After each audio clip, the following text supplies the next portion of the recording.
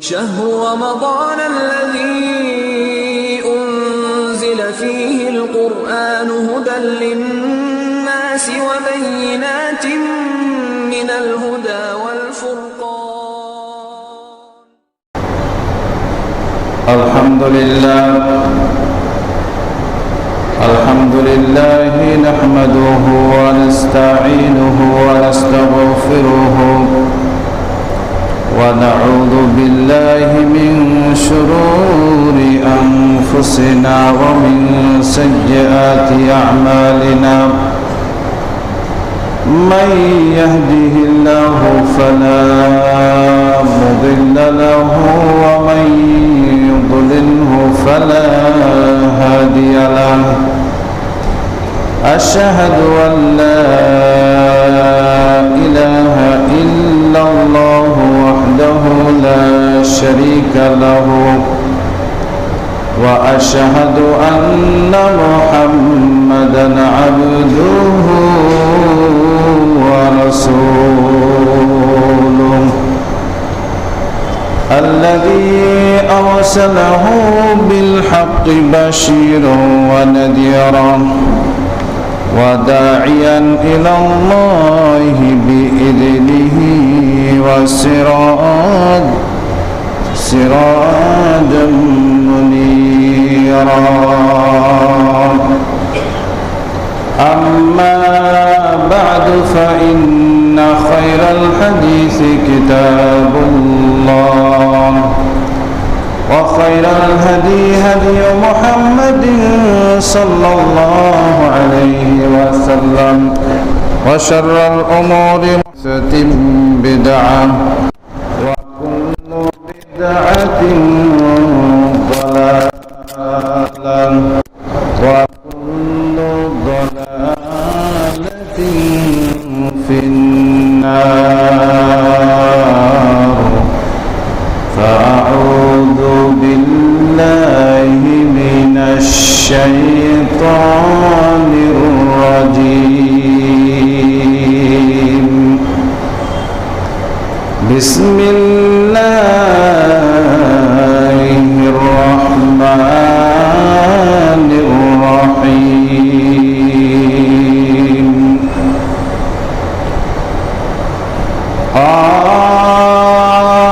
والقرآن المجيد بل عجبوا أن جاءهم منذر منهم فقال الكافرون هذا شيء عجيب.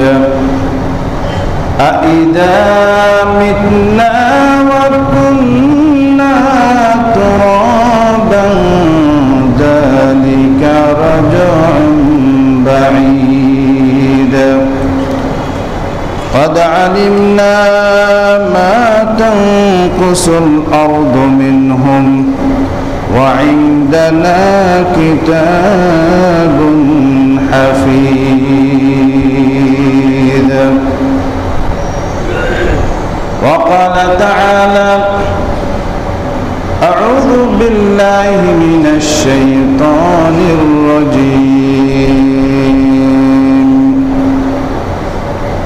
ويوم يعض الظالم على يديه يقول يا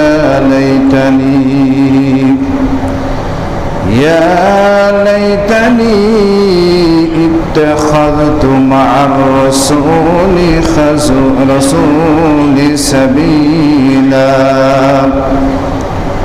يا ويلتى ليتني لم أتخذ فلانا خليلا قد أضلني عن الذكر بعد إذ جاءني وكان الشيطان خذولا। প্রশংসা মাত্রই আল্লাহ সুবহানাহু ওয়া তাআলার, দরুদ ও সালাম বর্ষিত হোক আমাদের নবী মুহাম্মদ রাসূলুল্লাহ সাল্লাল্লাহু আলাইহি ওয়াসাল্লামের উপর। শান্তি বর্ষিত হোক তার পরিবার বর্গের উপর, শান্তি বর্ষিত হোক আসহাবে কেরামের উপর, শান্তি বর্ষিত হোক তাবেঈন তাবে তাবেঈনগণের উপর, শান্তি বর্ষিত হোক যে সমস্ত মুসলিম নর এবং নারী আল্লাহ এবং তার রাসূলের আনুগত্য করে এই দুনিয়া হতে বিদায় নিয়ে কবরে চলে গেছেন তাদের উপর। তাদের মধ্যে আমাদের আত্মীয় স্বজন, মা বাবা, ভাই বোন অনেকেই কবরে চলে গেছেন। আল্লাহ তাদের কবরের আযাবগুলো মাফ করে দিন। আল্লাহ তাদেরকে তাদের জিন্দেগির সমস্ত গুনাহ মাফ করে দিয়ে আল্লাহ তাদের কবরকে জান্নাতের টুকরা বানিয়ে দিন। শান্তি বর্ষিত হোক এবং আল্লাহ সুবহানাহু ওয়া তাআলার কাছে আমরা আরজ করছি আল্লাহ তাদেরকে হেফাজত করুন, যারা পৃথিবীর বুকে জীবিত অবস্থায় বহু ত্যাগ, তিতিক্ষা, যন্ত্রণা, লাঞ্ছনা, গঞ্জনা সহ্য করে আল্লাহ এবং তার রাসূলের আনুগত্য করে যাচ্ছে তাদের উপর। সম্মানিত উপস্থিত, আমার প্রাণপ্রিয় মুসল্লিয়ান কেরাম, মহিলা মুসাল্লাতে উপস্থিত আমার মা ও বোনেরা, গত সপ্তাহে আলোচনা করেছিলাম যে সমস্ত নবীদের আগমনের একটা উদ্দেশ্য ছিল, সব নবীদের। অনেকেই প্রশ্ন করে থাকেন, সে কথাও বলেছিলাম যে অন্যান্য ধর্মের মধ্যে নবী আছে কিনা, বা আমরা তো 25 জন নবীর নাম জানি, আর বাকি যে নবীগুলো আছে প্রায় 1,24,000 পয়গম্বরের মধ্যে 24 জন 25 জনের নাম আমরা জানি। বাকি কোন কোন ধর্মে আছে, হিন্দু ধর্ম অন্যান্য ধর্মের মধ্যে থাকতে পারে কিনা। তো আমার কথা হচ্ছে, আবার শুনুন, নবীদেরকে পাঠানোর উদ্দেশ্য আছে আল্লাহ সুবহানাহু ওয়া তাআলার। সেটা আল্লাহ রাব্বুল আলামিন স্পষ্ট করেছেন যে নবীরা আসবে তার দাওয়াত নিয়ে, এবং সাথে সাথে ওয়াজতানিবুত তাগুত, তাগুত থেকে মানুষকে বিরত রাখবে। এই তাগুতটা কি?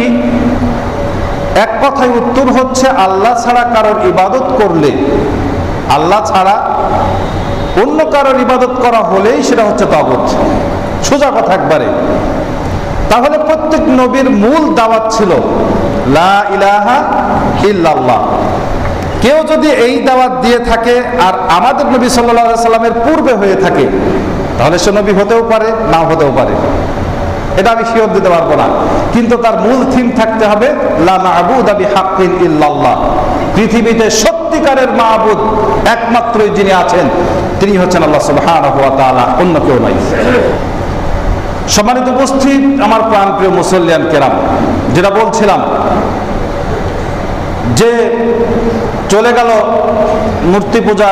মূর্তি পূজারীদের মূর্তি পূজার একটি মহা উৎসব তারা পালন করে নাই, আমাদের মুসলমানদের অনেকেই পালন করেছেন। শুনুন, তাদের ব্যাপারে এটা তাদের ধর্ম, পালন তারা করবেই, এটাই সত্য, তারা এটা পালন করবেই।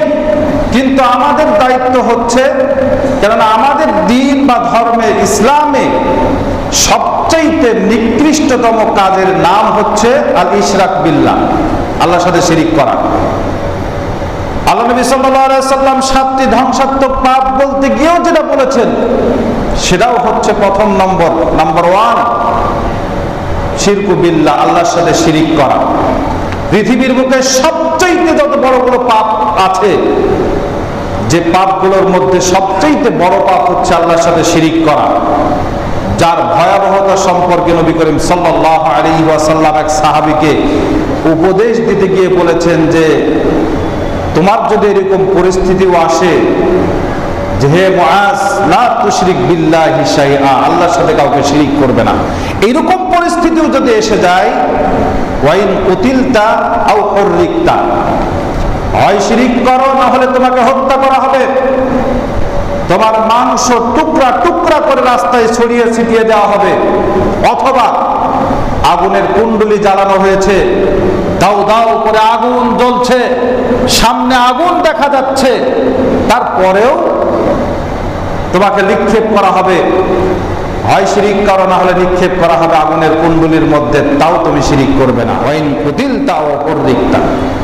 সম্মানিত উপস্থিত, আমার প্রাণপ্রিয় মুসলমান কেরাম, বলেছিলাম, আবারও বলছি, বিধর্মীদের প্রথম অস্ত্র হচ্ছে আমার আপনার ঈমানকে আগে নষ্ট করে দেওয়া। গজয়ে ফিকরি, বুদ্ধির যুদ্ধ কিভাবে শুরু করে, কেমন ভাবে শুরু করে। এদের শুরুটা ছিল এইরকম, যখন উমর রাদিয়াল্লাহু আনহুর আমলে মুসলমানদের গতি আর রোধ করা সম্ভব হচ্ছিল না। কিভাবে মুসলমানদের গতি রোধ করা যায়? একের পরে রোম, পারস্য থেকে শুরু করে নিয়ে রোমের একবারে প্রায় মিশর পর্যন্ত, যেটাকে আমরা আলেকজান্দ্রিয়া বলতাম, সেই পর্যন্ত যখন পৌঁছে গেল উমর রাদিয়াল্লাহু আনহুর বাহিনী, তাকে আর ঠেকানো যাচ্ছিল তাদের। বিশেষ করে তাদের রাষ্ট্রদূত যখন সফরে আসলো, যে মদিনায় দেখে আসা হোক কে তাদের সেনা, কে তাদের প্রধান, কে তাদের রাষ্ট্রনায়ক, কে তাদের নেতৃত্ব আছে, তাকে একবার দেখে আসা হোক কেমন সে ব্যক্তি। দেখতে এসেছে, মদিনার অলিতে গলিতে খুঁজছে উমর রাদিয়াল্লাহু আনহুকে, জিজ্ঞাসা করছে, ভাই উমারকে দেখতে এসেছি, খলিফা উমার কই তিনি? তো বলছে, ওই দেখেন তার বাড়ি। গিয়ে দেখছে খেজুর পাতার সালির একটি বাড়ি, জীর্ণ শীর্ণ একটা বাড়ি। জিজ্ঞাসা করছে আর দেখিয়ে দিচ্ছে খেজুর পাতার বাড়ি। বলছে যে আমি যাচ্ছিলাম খলিফা উমারের বাড়ি দেখতে, কোনো ওমর আলী ফকিরের বাড়ি নাই। বলছে তার মানে, বলছে এটা খলিফা উমারের বাড়ি হতে পারে না, যার সেনাবাহিনী দখল করে নিচ্ছে, একবারে বাইতুল মাকদিস পর্যন্ত পৌঁছে গেছে, যাদের সামনে রোম সম্রাট থরথর করে কেঁপে আসছে, তার সেনাবাহিনী টিকতে পারছে না, পারস্যের সেনাবাহিনী তার সামনে টিকে থাকতে পারছে না। আমরা চাচ্ছি সেই খলিফা ওমরের বাড়ি দেখতে। তো বলছে তাহলে আপনি খুঁজে দেখুন, হয়তো পেয়ে যেতে পারেন, রাস্তায় কোথাও হয়তো আছে। হাঁটতে হাঁটতে চলে যাচ্ছে একজন ব্যক্তি, খেজুর গাছের নিচে তার ঘোড়াকে নিজ হাতে খাবার খাইয়ে দিচ্ছে। বলছে, ভাই মদিনায় এসেছিলাম, মদিনার বাদশা তথা মুসলিমদের খলিফা, অর্ধ জাহানের মালিক ওমর রাদিয়াল্লাহু আনহুকে দেখতে, যার সেনাবাহিনীর সামনে আমাদের সেনাবাহিনী টিকতে পারছে না। একবার কি দেখিয়ে দিবে সেই খলিফা ওমরটা কে? তো বলছে আমি সেই ব্যক্তি। তো বলছে বলেন কি? বলছে হ্যাঁ আমি সেই ব্যক্তি। তো বলছে আপনার সংসদ কোথায়?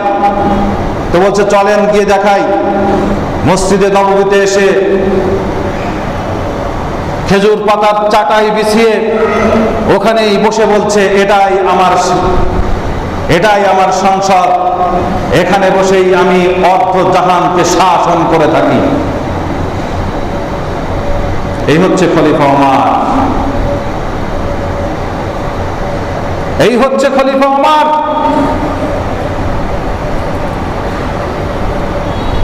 রাষ্ট্রদূত ফিরে গিয়ে বলছে যে মুসলমানদের সামনে টিকার সম্ভব হবে না।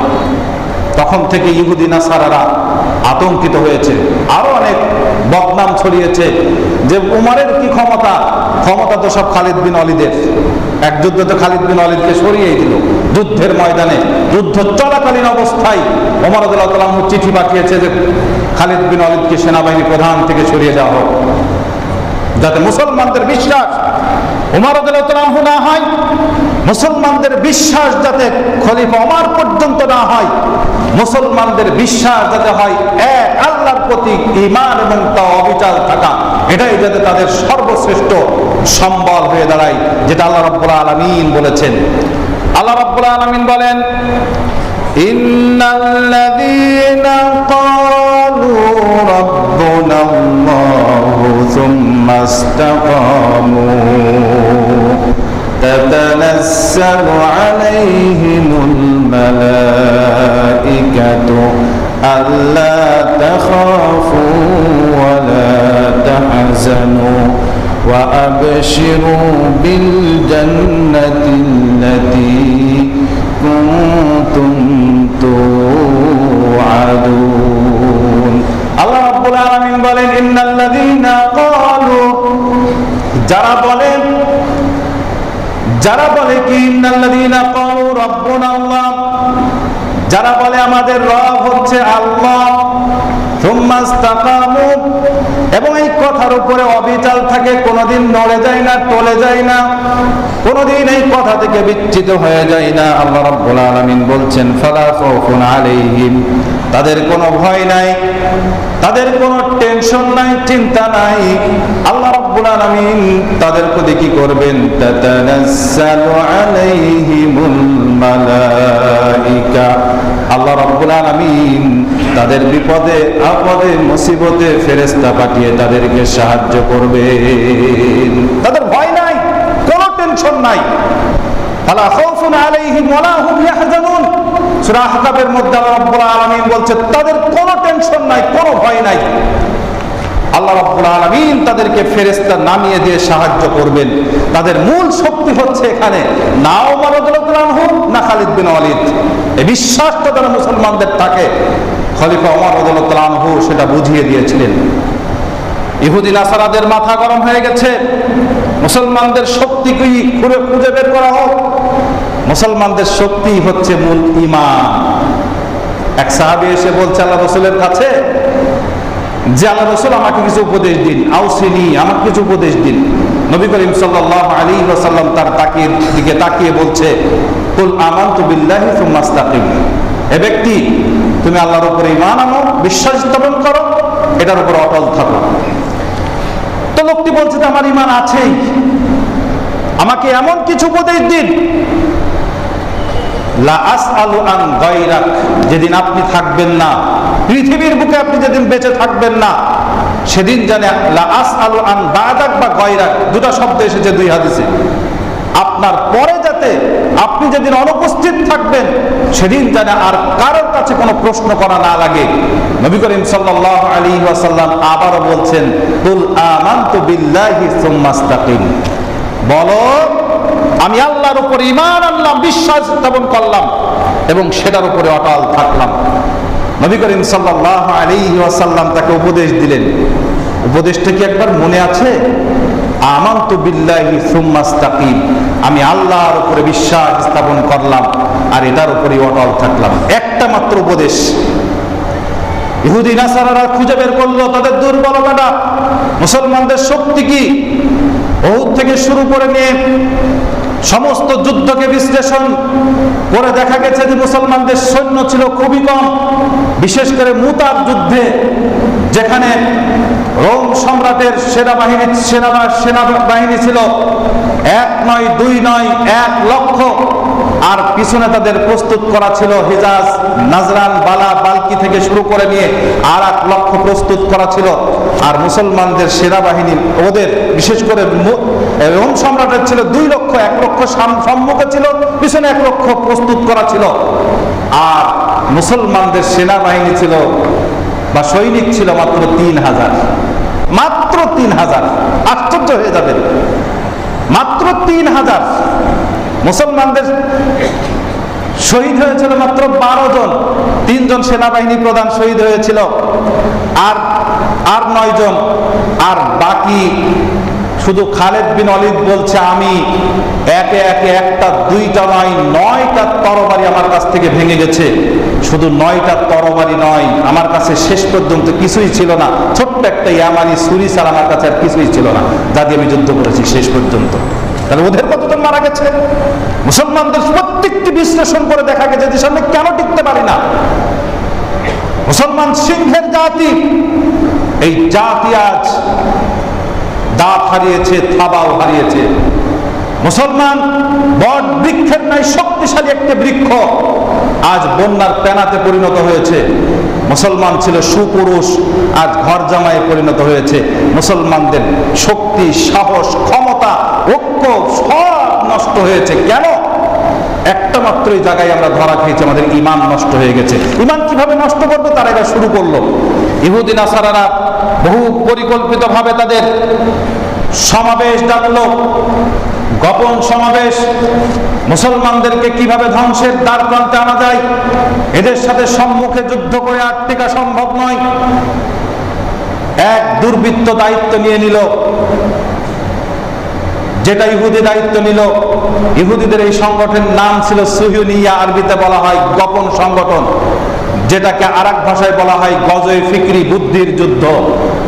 আর আরেকটা দায়িত্ব সংগঠন তৈরি হয়, যেটার দায়িত্বে আসে খ্রিস্টানরা, যেটার নাম দেয় হচ্ছে মিশন, যেটাকে আরবি বলা হয় মাসুনিয়া। সুহিনিয়ার দায়িত্ব কে নিল হাতে?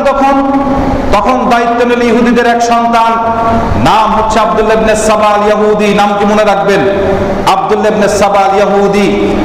এই ব্যক্তি ইসলাম ধর্ম গ্রহণ করলো শুধুমাত্র নামে, আসলে সে ইসলাম ধর্ম গ্রহণ করে নাই।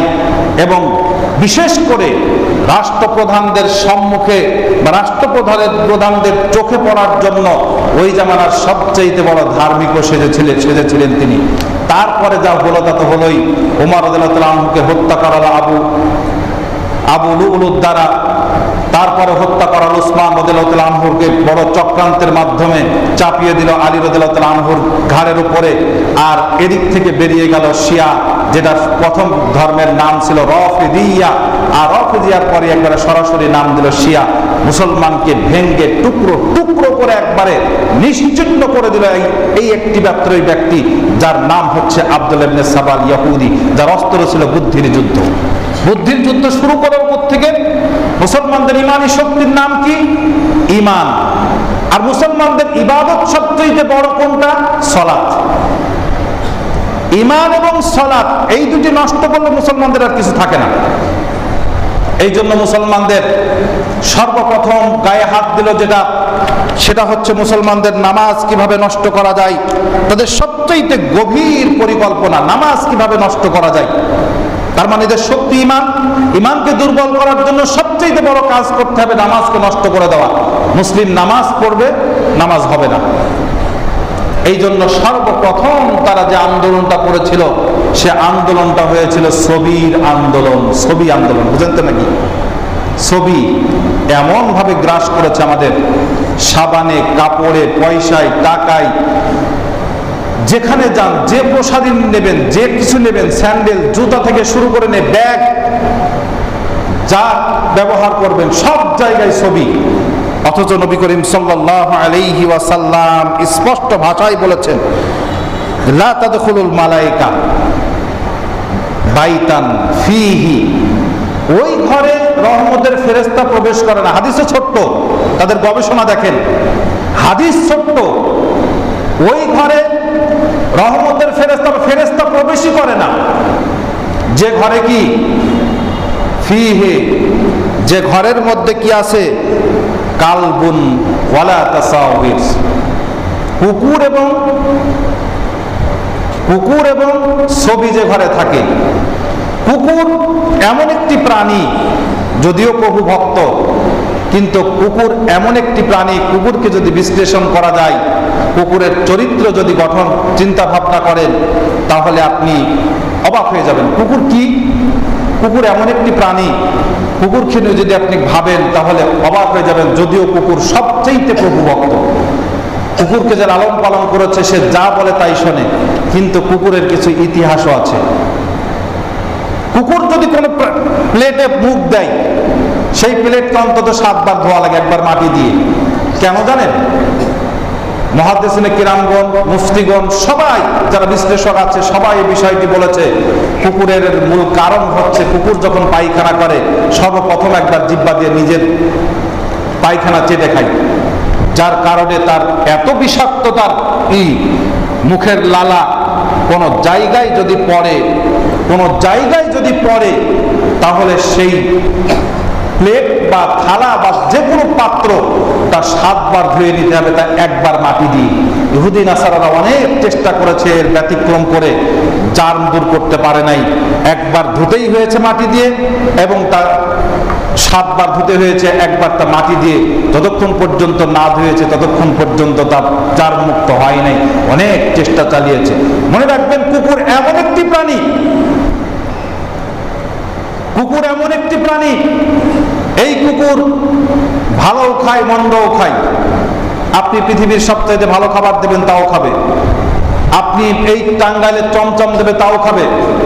আপনি আকবরী হালুয়া দেবেন, তাও খাবে। আপনি হাজি বিরিয়ানি দেন, তাও খাবে। আবার ওখানে গরু মরেছে, ছাগল মরেছে, পচে দুর্গন্ধ হয়ে গেছে, দেখবেন যে ওখানেও মিস্টার ডগ এসে হাজির হয়ে গেছে।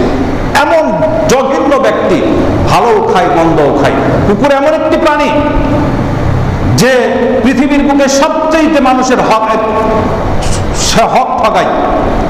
আপনার বাড়িতে দুটা ছাগল মুরগি আছে বা অন্য কিছু আছে, তাদেরকে কিছু খাবার দিয়ে দিবেন। মুরগিকে হাঁসকে দুটা খাবার দিলেন, দেখবেন মুরগি হাঁসকে তাড়িয়ে এসে নিজে খেতে শুরু করে দিবেন। অথচ দিয়েছেন আপনি হাঁস মুরগিকে, কিন্তু খাইতে শুরু করলে দেখবেন সে। তার মানে কুকুর এমন একটি প্রাণী, আর একজনের হক মেরে খেতে সে উস্তাদ। কুকুরের আরেকটি স্বভাবও আছে। দেখবেন রাস্তা দিয়ে এই দিক থেকে একটা কুকুর যাচ্ছে, ওদিক থেকে একটা কুকুর চলে আসছে, মসজিদের সামনে উভয়ের দেখা।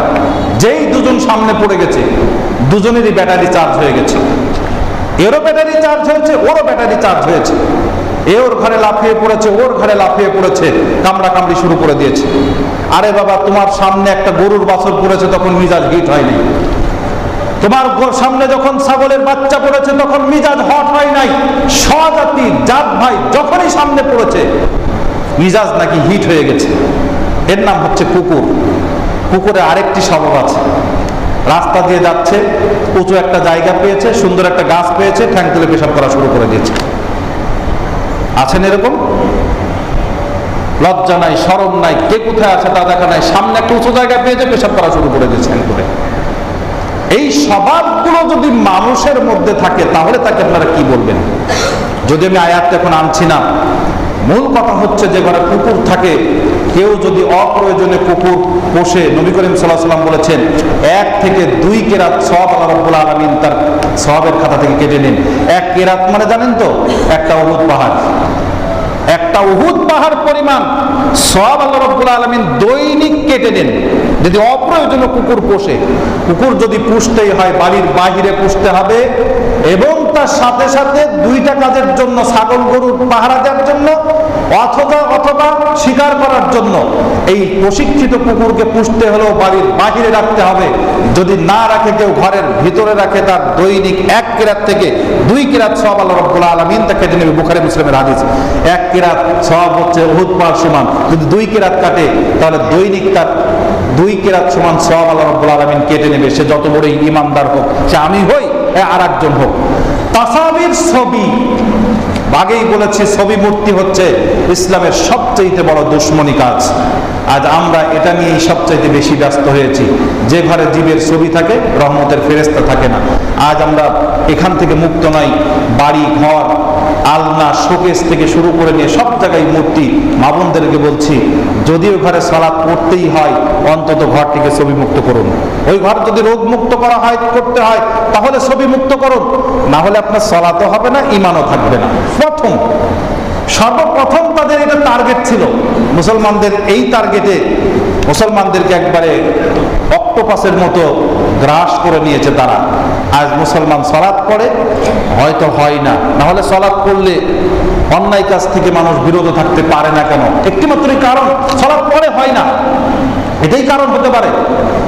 কেননা নবী করিম সাল্লাল্লাহু আলাইহি ওয়াসাল্লাম বলেছেন, যে ঘরে ছবি থাকে, মূর্তি থাকে, সে ঘরে ফেরেশতা প্রবেশ করে না। আবারও বলছি, যাদের শোকেছে মূর্তি আছে, পাখির মূর্তি হোক আর যে মূর্তিই হোক, জীবের কোনো ছবি আছে, তাহলে এইগুলো এখনই ছেড়ে ফেলবেন। যোগ্য সন্তান হয়ে থাকলে, যোগ্য পিতার যোগ্য সন্তান থাকলে, বাড়িতে যদি নিজের স্ত্রীর ছবি অথবা মায়ের ছবি অথবা মৃত বাবের ছবি যদি থেকে থাকে, এখনই ছেড়ে ফেলুন। না হলে এই ঘর থেকে সরিয়ে ফেলুন। না হলে কিন্তু ওই ঘরে ফেরেশতা প্রবেশ করবে না, আর সালাত পড়লে ওই ঘরে সালাতও হবে না। আজ ইহুদি নাসারারা আমাদের ঈমান নষ্ট করেছে, সালাতও নষ্ট করে দিয়েছে এই ছবির মাধ্যমে। আপনি একবার খেয়াল করে দেখবেন যে মানুষ সালাত পড়ছে, কিছুক্ষণ পরে গিয়ে মানুষকে ফাঁকিও দিচ্ছে, গালিও দিচ্ছে। অথচ আল্লাহ রাব্বুল আলামিন বলেছেন, ইন্নাস সালাতা তানহা আনিল ফাহশাই ওয়াল মুনকার। নামাজ যাবতীয় অশ্লীল, বেহায়াপনা, নির্লজ্জ, খারাপ কাজ থেকে ফিরিয়ে রাখে। সম্মানিত উপস্থিতি, সময় শেষ। ইনশাআল্লাহ বাকি পর্বগুলো নিয়ে আসছি। গজয়ে ফিকরি, বুদ্ধির যুদ্ধ, কিভাবে ইসলামকে ইহুদি নাসারারা দুর্বল করে ফেললো, মুসলমানদেরকে আজ কি অক্টোপাসের মতো গ্রাস করলো। একজন মুসলমান আর একজন মুসলমানকে হত্যা করছে, তার মধ্যে অনুভূতি আসছে না। একজন আর একজনের মাথায় বাড়ি মারছে, কোনো অনুভূতি আসছে না। কেন? বিষয় সবগুলো নিয়ে একবারে ছোট থেকে বড় খুঁটে খুঁটে সবগুলো কোরআন এবং হাদিসের মাধ্যমে ইনশাআল্লাহ আপনাদের সামনে উপস্থাপন করব ধারাবাহিকভাবে। সাথে সাথে খারাপ বন্ধু ধরা, ভালো বন্ধু ধরা, লাভ এবং ক্ষতি সবগুলো নিয়ে এর মধ্যে এসে যাবে। আল্লাহ রাব্বুল আলামিন যদি আমাকে তৌফিক দান করেন। সুবহানাকাল্লাহুম্মা ওয়া বিহামদিকা আশহাদু আল্লা ইলাহা ইল্লা আনতা আস্তাগফিরুকা ওয়া আতুবু ইলাইক। الحمد لله حمدا كثيرا طيبا مباركا فيه كما يحب ربنا ويرضى. أشهد أن لا إله إلا الله وأشهد أن محمدا عبده ورسوله. أما بعد فإن خير الحديث كتاب